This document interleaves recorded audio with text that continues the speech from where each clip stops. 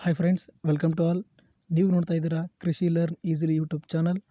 So ಯಾರಾದರೂ ಹೊಸದಾಗಿ ಹಿಸ್ಟ್ರಿಯನ್ನು ಕಲಿತಾ ಇದ್ದರೆ ನಮ್ಮ ಚಾನಲನ್ನು ನೋಡಿ ಈಸಿಯಾಗಿ ಸ್ಟೆಪ್ ಬೈ ಸ್ಟೆಪ್ ಆಗಿ ಹೇಳ್ಕೊಡ್ತಾ ಹೋಗ್ತೀನಿ. ಇವತ್ತಿನ ಟಾಪಿಕ್ ಮಾಡ್ರನ್ ಹಿಸ್ಟರಿಯಲ್ಲಿ ಕಾರ್ನಾಟಿಕ್ ಯುದ್ಧಗಳು.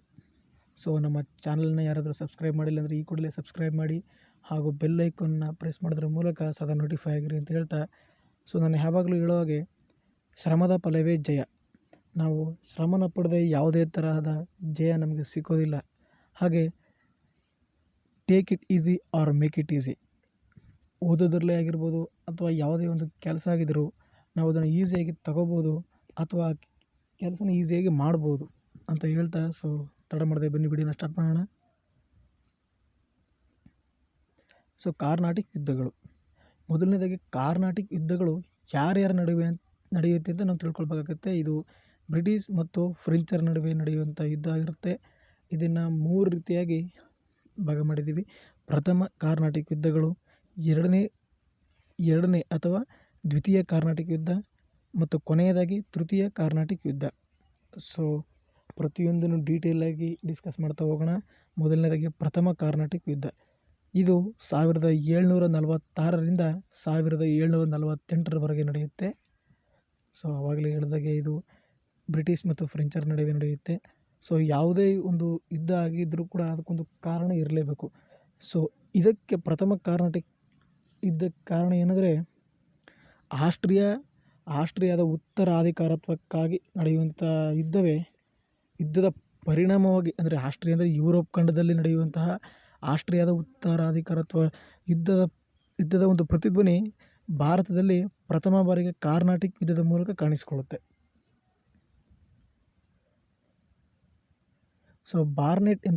ಬಾರ್ನೆಟ್ ಎಂಬುವನು ಬ್ರಿಟಿಷರ ಒಬ್ಬ ಸೇನಾ ದಂಡನಾಯಕ ಆಗಿರ್ತಾನೆ. ಇವನು 1746ರಲ್ಲಿ ಫ್ರೆಂಚರ ಹಡಗುಗಳನ್ನು ಮುಳುಗಿಸ್ತಾನೆ. ಇಲ್ಲಂದರೆ ಕೋರಮಂಡಲ ತೀರದಲ್ಲಿ ಫ್ರೆಂಚರ ಹಡಗುಗಳನ್ನು ಮುಳುಗಿಸ್ತಾನೆ. ಇದರಿಂದ ಕೋಪಗೊಂಡಂತಹ ಡ್ಯೂಪ್ಲೇಯರ್ ಅಂದರೆ ಈ ಫ್ರೆಂಚರ ಗವರ್ನರ್ ಆಗಿರ್ತಾನೆ. ಭಾರತದಲ್ಲಿ ಫ್ರೆಂಚರ ಗವರ್ನರ್ ಡ್ಯೂಪ್ಲೆ ಆಗಿರ್ತಾನೆ.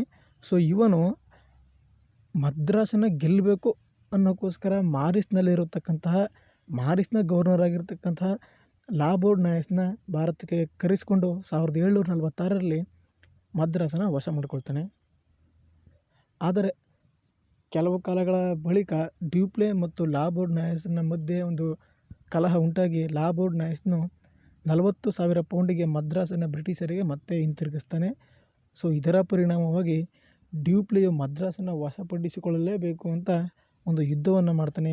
ಇದು ಯಾರ ನಡುವೆ ನಡೆಯುತ್ತೆ ಅಂದರೆ ಫ್ರೆಂಚರ ಅಧಿಕಾರಿಯಾದಂತಹ ಡ್ಯೂಪ್ಲೆ ಮತ್ತು ಕಾರ್ನಾಟಿಕ್ ನವಾಬನಾದಂತಹ ಅನ್ವರುದ್ದೀನ್ ನಡುವೆ ನಡೆಯುತ್ತೆ. ಈ ಯುದ್ಧವನ್ನೇ ನಾವು ಅಡಿಯಾರ್ ಕಾಳಗ ಅಥವಾ ಅಡಿಯಾರ್ ಕಾಳಗ. ಇದು ಯಾಕೆ ಅಡಿಯಾರ್ ಕಾಳಗ ಅಂತ ಕರಿತೀವಿ ಅಂದರೆ ಇದು ಅಡಿಯಾರ್ ನದಿಯ ದಡದಲ್ಲಿ ನಡೆಯುತ್ತೆ. ಅದಕ್ಕೆ ಇದನ್ನು ನಾವು ಅಡಿಯಾರ್ ಕಾಳಗ ಅಂತ ಕರಿತೀವಿ. ಈ ಅನ್ವರುದ್ದೀನ್ ಯಾರು ಅಂತ ಕೇಳೋದಾದರೆ ನಾವು ಸ್ವಲ್ಪ ಹಿಂದೆ ಹೋಗ್ಬೇಕಾಗತ್ತೆ. ಕ್ರಿಸ್ತಶಕ 1724ರಲ್ಲಿ ಹೈದರಾಬಾದನ್ನು ಈ ಅಸಫ್ ಜಾನ್ ಅವನು ಆಳ್ವಿಕೆ ಮಾಡ್ತಿರ್ತಾನೆ. ಹಾಗೆ ಕಾರ್ನಾಟಿಕವನ್ನು ದೋಸ್ತ್ ಅಲಿ ಎಂಬ ಇಬ್ಬರು ವ್ಯಕ್ತಿಗಳು ಆಳ್ವಿಕೆ ಮಾಡ್ತಾಯಿರ್ತಾರೆ. 1740ರಲ್ಲಿ ದೋಸ್ತ್ ಅಲಿಯನ್ನು ಮರಾಠರು ಕೊಲ್ತಾರೆ. ಅವನ ಅಳಿಯನಾದಂಥ ಚಂದ ಸಾಹೇಬನನ್ನು ಸೆರೆಗೆ ಕರ್ಕೊಂಡು ಹೋಗ್ತಾರೆ. ಕಾರ್ನಾಟಕದಲ್ಲಿ ದೋಸ್ತ್ ಅಲಿಯನ್ನು ಕೊಂದ ನಂತರ ಅವನ ಮಗನಾದಂತಹ ಸಫ್ದರ್ ಅಲಿಯು ಅಧಿಕಾರಕ್ಕೆ ಬರ್ತಾನೆ. ಆದರೆ ಇವನು ಕೂಡ ಕೆಲವೇ ಕಾಲದಲ್ಲಿ ವೆಲ್ಲೂರಿನ ಸಹೋದರನಾದ ಮುರ್ತಾಜನು ಇವನನ್ನು ಕೊಲೆ ಮಾಡ್ತಾನೆ. ಇದರ ಪರಿಣಾಮವಾಗಿ ಕಾರ್ನಾಟಕದಲ್ಲಿ ಯಾವುದೇ ತರಹದ ನವಾಬ ಇರೋದಿಲ್ಲ. ಅದಕ್ಕಾಗಿ ಈ ಅಸಫ್ ಜಾನು, ಈ ಹೈದರಾಬಾದಿನ ನಿಜಾಮನಾದಂತಹ ಅಸಫ್ ಜಾನು ಕಾರ್ನಾಟಿಕ್ ಪ್ರದೇಶದ ಮೇಲೆ ಹತೋಟಿಯನ್ನು ತೆಗೆದುಕೊಳ್ಳಲು ಇವನ ನಿಷ್ಠಾವಂತ ಸೇವಕನಾದ ಅನ್ವರುದ್ದೀನನ್ನು ಕಾರ್ನಾಟಕದ ನವಾಬನಾಗಿ ನೇಮಕ ಮಾಡ್ತಾನೆ. ಅರ್ಥ ಆಗಿದೆ ಅಲ್ವಾ? ಅರ್ಥ ಆಗಿಲ್ಲ ಅಂದರೆ ದಯವಿಟ್ಟು ವಿಡಿಯೋನ ಮತ್ತೆ ನೋಡಿ ಅರ್ಥ ಮಾಡ್ಕೊಳ್ಳಿ. ಮುಂದೆ ಹೋಗ್ತೀನಿ. ಇದರಲ್ಲಿ ಈ ಅಡಿಯಾರ್ ಕಾಳಗದಲ್ಲಿ ಡ್ಯೂಪ್ಲೆಗೆ ಜಯ ಆಗುತ್ತೆ. ಡ್ಯೂಪ್ಲೆಗೆ ಜಯ ಆಗಿ ಒಪ್ಪಂದವನ್ನು ಮಾಡ್ಕೊಳ್ತಾರೆ. ಅದು ಯಾವ ಒಪ್ಪಂದ ಅಂದರೆ ಕ್ರಿಸ್ತಶಕ 1748ರಲ್ಲಿ ಮಾಡಿಕೊಂಡಂಥ ಒಪ್ಪಂದ ಎಕ್ಸ್ ಲಾ ಚಾಪೆಲ್ ಒಪ್ಪಂದ. ತುಂಬ ಇಂಪಾರ್ಟೆಂಟು, ಪರೀಕ್ಷಾ ದೃಷ್ಟಿಯಿಂದ ತುಂಬ ಇಂಪಾರ್ಟೆಂಟು. ಈ ಒಪ್ಪಂದದ ಕರಾರುಗಳೇನೆಂದರೆ ಮತ್ತೆ ಮದ್ರಾಸನ್ನು ಬ್ರಿಟಿಷರಿಗೆ ಕೊಡುವುದು. ಇದು ಭಾರತದಲ್ಲಾದರೆ ಇದು ಯುರೋಪ್ ಖಂಡದಲ್ಲಿ ಏನಾಗಿರುತ್ತೆ ಅಂದರೆ ಫ್ರಾನ್ಸ್ ಉತ್ತರ ಅಮೆರಿಕದಲ್ಲಿ ಲೂಯಿಸ್ಬರ್ಗನ್ನು ಪಡೆಯುತ್ತೆ. ಸೊ ಇನ್ನೊಂದು ಸಲ ಒತ್ತಿ ನಿಂತ್ಕೊಳ್ಳಿ, ಭಾರತದಲ್ಲಿ ಮದ್ರಾಸನ್ನು ಫ್ರೆಂಚರು ಬ್ರಿಟಿಷರಿಗೆ ಕೊಡೋದು, ಯುರೋಪ್ ಖಂಡದಲ್ಲಿ ಫ್ರಾನ್ಸ್ ಉತ್ತರ ಅಮೆರಿಕದಲ್ಲಿ ಲೂಯಿಸ್ಬರ್ಗ್ನ ಪಡೆಯುತ್ತೆ. ಸೊ ಇಷ್ಟು ಪ್ರಥಮ ಕಾರ್ನಾಟಿಕ್ ಯುದ್ಧದ ಬಗ್ಗೆ ಸಂಪೂರ್ಣ ಮಾಹಿತಿ. ಸೊ ಬನ್ನಿ ಮುಂದೆ ದ್ವಿತೀಯ ಕಾರ್ನಾಟಿಕ್ ಯುದ್ಧದ ಬಗ್ಗೆ ಕಲಿಯೋಣ. ದ್ವಿತೀಯ ಕಾರ್ನಾಟಿಕ್ ಯುದ್ಧ. ಈ ಯುದ್ಧ ನಡೆಯೋಕ್ಕೆ ಕಾರಣ ಏನೆಂದರೆ ಕಾರ್ನಾಟಿಕನ ನವಾಬ ಮತ್ತು ಹೈದರಾಬಾದಿನ ನಿಜಾಮನ ಸಿಂಹಾಸನಕ್ಕಾಗಿ ನಡೆಯುವಂಥ ಮತ್ತು ಫ್ರೆಂಚ್ ಮತ್ತು ಬ್ರಿಟಿಷರ ನಡುವೆ ನಡೆಯುವಂಥ ಯುದ್ಧವೇ ಈ ದ್ವಿತೀಯ ಕಾರ್ನಾಟಿಕ್ ಯುದ್ಧವಾಗಿರುತ್ತೆ.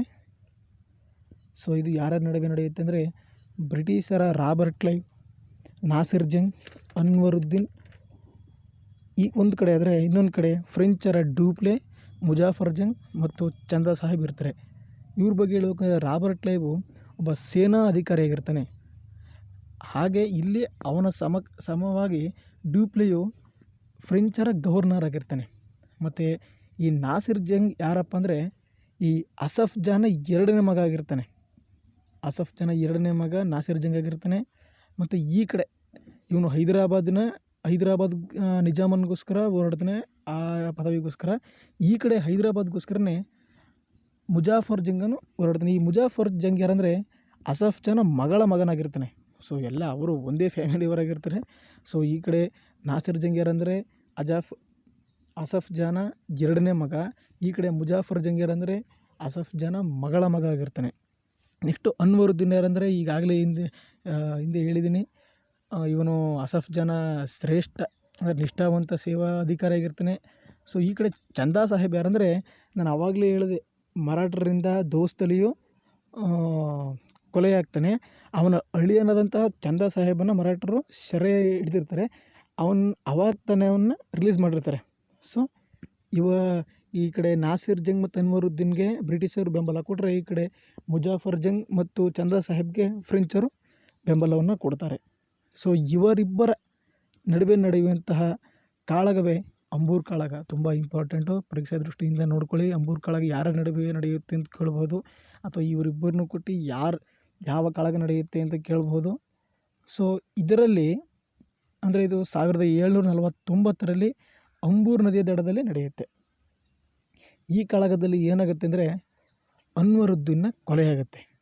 ಸೊ ಈ ಕಾಳಗದಲ್ಲಿ ಕೇಳ್ಬೋದು ಅನ್ವರುದ್ದೀನ್ನ ಕೊಲೆಯಾಗೋದು ಯಾವ ಕಾಳಗದಲ್ಲಿ ಅಂತ ಕೇಳ್ಬೋದು. ಸೊ ನೋಡ್ಕೊಳ್ಳಿ ಅಂಬೂರ್ ಕಾಳಗದಲ್ಲಿ ಅನ್ವರುದ್ದೀನ್ನ ಕೊಲೆಯಾಗುತ್ತೆ. ಸೊ ಅನ್ವರುದ್ದೀನ್ ಕೊಲೆ ಆದ ತಕ್ಷಣ ಸೊ ಬ್ರಿಟಿಷರಿಗೆ ಸೋಲು, ಆಬ್ವಿಯಸ್ಲಿ ಬ್ರಿಟಿಷರಿಗೆ ಸೋಲಾಗುತ್ತೆ, ಫ್ರೆಂಚರಿಗೆ ಜಯ ಆಗುತ್ತೆ.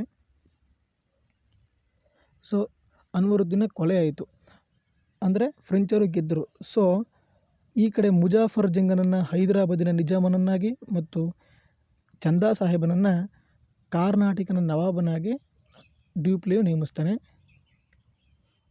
ಆದರೆ ಕೆಲವು ಕಾಲಗಳ ಬಳಿಕ ಮುಜಾಫರ್ ಜಂಗನನ್ನು 1750ರಲ್ಲಿ ಸಲಾಬತ್ ಜಂಗ್ ಎಂಬ ವ್ಯಕ್ತಿ ಹತ್ಯೆ ಮಾಡ್ತಾನೆ. ಈ ಸಲಾಬತ್ ಜಂಗ್ ಯಾರಪ್ಪ ಅಂದರೆ ಅಸಫ್ ಜಾನ ಮೂರನೇ ಮಗ.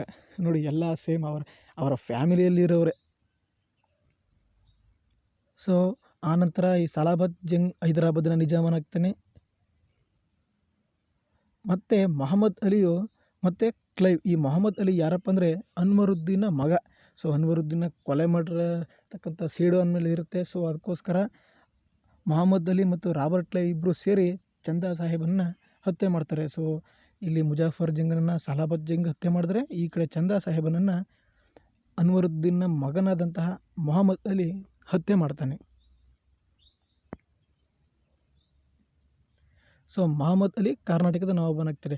ಸೊ ನಿಮಗೆ ಗೊತ್ತಿರಬೇಕಾದೇನೆಂದರೆ ಈ ಅಂಬೂರ್ ಕಾಳಗದಲ್ಲಿ ಮೇಲುಗೈ ಸಾಧಿಸಿದವರು ಫ್ರೆಂಚರೇ ಆದರೂ ಸಹ ಸ್ವಲ್ಪ ಕಾಲದ ನಂತರ ಬ್ರಿಟಿಷರು ಒಂದು ಆಳ್ವಿಕೆಗೆ ಬರ್ತಾರೆ. ಸೊ ಇದರಿಂದ ಡೂಪ್ಲಿಯ ಖಜಾನೆ ಖಾಲಿಯಾಗುತ್ತೆ. ಸೊ ಅವನು ಯುದ್ಧಕ್ಕೆ ಹೆಚ್ಚು ಪ್ರಿಫರೆನ್ಸ್ನ ಕೊಟ್ಟಿರ್ತಾನೆ. ಸೊ ಅದಕ್ಕೋಸ್ಕರ ಅವನ ಖಜಾನೆ ಖಾಲಿಯಾಗಿದ್ದರಿಂದ ಇವನನ್ನು ಅವನ ದೇಶಕ್ಕೆ ಕರೆಸ್ಕೊಂಡು ಅವನ ಜಾಗದಲ್ಲಿ ಕೌಂಟ್ ಡಿ ಲ್ಯಾಲಿಯನ್ನು ಗವರ್ನರ್ ಆಗಿ ಕಳಿಸ್ಕೊಡ್ತಾರೆ. ಸೊ ಇವನ ಜೊತೆ ಕೌಂಟ್ ಡಿ ಲ್ಯಾಲಿಯ ಜೊತೆ ಇಬ್ಬರು ಸೇನಾ ದಂಡನಾಯಕರನ್ನ ಸೇನಾಧಿಪತಿಗಳನ್ನ ಕಳಿಸ್ತಾರೆ. ಯಾರು ಅಂದರೆ ಬುಸ್ಸಿ ಮತ್ತು ಗುಡೇಗು ಅಂತ. ಬುಸ್ಸಿಯನ್ನು ಹೈದರಾಬಾದಿಗೆ ನೇಮಿಸಿದರೆ ಗೂಡೆಗನನ್ನು ಪಾಂಡಿಚೇರಿಗೆ ನೇಮಿಸ್ತಾರೆ. ಸೊ ರಾಬರ್ಟ್ ಕ್ಲೈವ್ ಮತ್ತು ಗುಡೇಗನ ನಡುವೆ ಒಂದು ಒಪ್ಪಂದ ನಡೆಯುತ್ತೆ, ಅದೇ ಪಾಂಡಿಚೇರಿ ಒಪ್ಪಂದ. ಸೊ ನೀವು ನೋಡ್ತಾ ಇರ್ಬೋದು ಈ ಪಾಂಡಿಚೇರಿ ಒಪ್ಪಂದ. ಹೋದ ಸಲ ಒಂದು ಒಪ್ಪಂದ ಆಗಿದೆ, ಎಕ್ಸ್ಲಾ ಚಾಪೆಲ್ ಒಪ್ಪಂದ, ಇವೆಲ್ಲ ಇಂಪಾರ್ಟೆಂಟು. ಸೊ ಈ ಪಾಂಡಿಚೇರಿ ಒಪ್ಪಂದವು 1754ರಲ್ಲಿ ನಡೆಯುತ್ತೆ. ಇದರ ಒಂದು ಕರಾರು ಏನಂದರೆ ದೇಶೀಯ ರಾಜರ ಆಡಳಿತದಲ್ಲಿ ಹಸ್ತಕ್ಷೇಪ ಮಾಡಬಾರ್ದು ಅಂತ ಇರುತ್ತೆ. ಸೊ ನೋಡ್ಕೊಳ್ಳಿ, ಸ್ಕ್ರೀನ್ಶಾಟ್ ಏನು ನೋಡ್ಕೊಳ್ಳೋಕೆ ಹೋಗ್ಬಿಡಿ, ನಾನು ಕೊನೆಯಲ್ಲಿ PDF ಬಗ್ಗೆ ಹೇಳ್ತೀನಿ.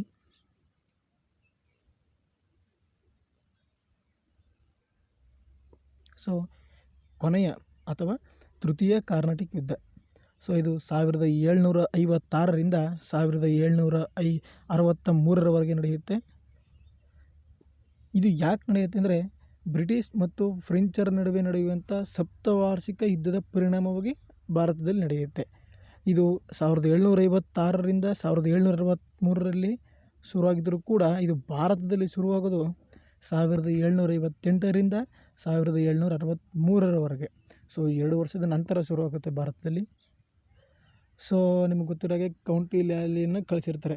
ಸೊ ಇವನಿಗೆ ಮದ್ರಾಸನ್ನು ಗೆಲ್ಲಲೇಬೇಕು ಅಂತ ಇವನಿಗೂ ಸಹ ಒಂದು ಹುಚ್ಚಿರುತ್ತೆ.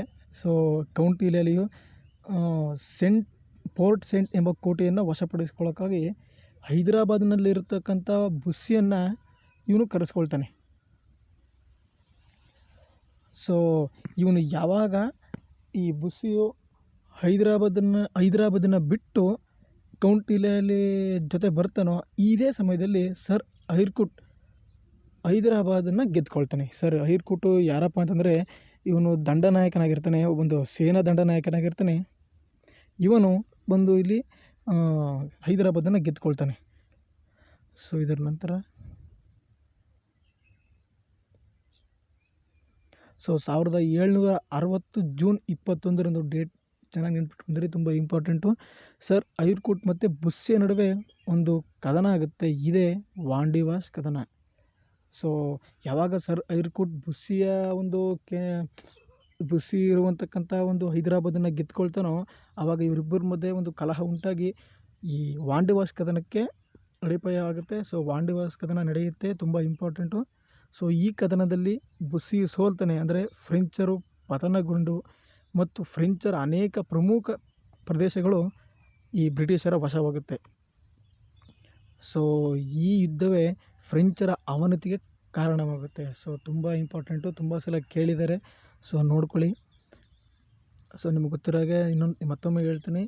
ಸೊ ಕೌಂಟ್ ಡಿ ಲ್ಯಾಲಿಯು ಮದ್ರಾಸನ್ನು ಗೆಲ್ಲಬೇಕು ಅಂತ ಪೋರ್ಟ್ ಸೆಂಟ್ ಎಂಬ ಕೋಟೆಯನ್ನು ವಶಪಡಿಸಿಕೊಳ್ಳೋದಕ್ಕಾಗಿ ಹೈದರಾಬಾದ್ನಲ್ಲಿರ್ತಕ್ಕಂಥ ಬುಸ್ಸಿಯನ್ನು ಕರೆಸ್ಕೊಳ್ತಾನೆ. ಇದೇ ಸಮಯದಲ್ಲಿ ಸರ್ ಐರ್ಕುಟ್ ಹೈದರಾಬಾದನ್ನು ಮುತ್ತಿಗೆ ಹಾಕಿ ಅದನ್ನ ವಶಪಡಿಸ್ಕೊಳ್ತಾನೆ. ಸೊ ಈ ಕಾರಣದಿಂದಾಗಿ 1760 ಜೂನ್ 21ರಂದು ಸರ್ ಐರ್ಕುಟ್ ಮತ್ತು ಬುಸ್ಸಿಯ ನಡುವೆ ಒಂದು ಕದನ ನಡೆಯುತ್ತೆ, ಇದೇ ವಾಂಡಿವಾಸ್ ಕದನ. ಈ ವಾಂಡಿವಾಸ್ ಕದನದಲ್ಲಿ ಬುಸ್ಸಿ ಸೋಲ್ತಾನೆ, ಅಂದರೆ ಫ್ರೆಂಚರು ಪತನಗೊಂಡು ಫ್ರೆಂಚರ ಅನೇಕ ಪ್ರಮುಖ ಪ್ರದೇಶಗಳು ಇವರ ವಶ ಆಗುತ್ತೆ. ಸೊ ಇದೇ ಫ್ರೆಂಚರ ಅವನತಿಗೆ ಕಾರಣ ಆಗುತ್ತೆ. ಸೊ ಇದರ ನಂತರ 1763ರಲ್ಲಿ ಪ್ಯಾರಿಸ್ ಒಪ್ಪಂದ ನಡೆಯುತ್ತೆ. ಈ ಪ್ಯಾರಿಸ್ ಒಪ್ಪಂದದ ಕರಾರುಗಳೇನೆಂದರೆ ಪಾಂಡಿಚೇರಿಯನ್ನು ಫ್ರೆಂಚರಿಗೆ ಕೊಡಲಾಗುತ್ತೆ. ಇದರ ಕರಾರಿನ ಮುಖ್ಯ ಏನಂದರೆ ಪಾಂಡಿಚೇರಿಯನ್ನು ಫ್ರೆಂಚರಿಗೆ ಕೊಡಲಾಗುತ್ತೆ. ಸೊ ಹಾಗೆ ಸಪ್ತವಾರ್ಷಿಕ ಯುದ್ಧದ ಜೊತೆಗೆ ಇವಾಗ ಸಪ್ತವಾರ್ಷಿಕ ಯುದ್ಧದ ಸ್ಟಾರ್ಟ್ ಆಗಿರುತ್ತೆ. ಸೊ ಅಲ್ಲಿ ಮುಗಿದ ಕಾರಣ ಭಾರತದಲ್ಲಿಯೂ ಕೂಡ ಈ ಯುದ್ಧ ಮುಗಿಯುತ್ತೆ. ಸೊ ಫ್ರೆಂಡ್ಸ್, ನಾನು ಮಾಡ್ತಾ ಇರುವಂಥ ಒಂದು ಮೆಥಡ್ ಈಸಿಯಾಗಿದೆ ಅಥವಾ ಇಷ್ಟ ಆಗ್ತಿದೆ ಅಂದರೆ ದಯವಿಟ್ಟು ಲೈಕ್ ಮಾಡಿ, ಹಾಗೆ ಸಬ್ಸ್ಕ್ರೈಬ್ ಮಾಡಿ. ನಿಮಗೇನಾದರೂ ಡೌಟ್ ಇದ್ದರೆ ಕಮೆಂಟ್ ಸೆಕ್ಷನಲ್ಲಿ ಕಮೆಂಟ್ ಮಾಡಿ. ಹಾಗೆ ಇನ್ನೇನಾದರೂ ಹೊಸ ರೀತಿಲಿ ಬೇಕು ಮತ್ತು ಯಾವ ಟಾಪಿಕ್ ಬೇಕು ಅಂದರೆ ದಯವಿಟ್ಟು ಕಮೆಂಟ್ ಮಾಡಿ.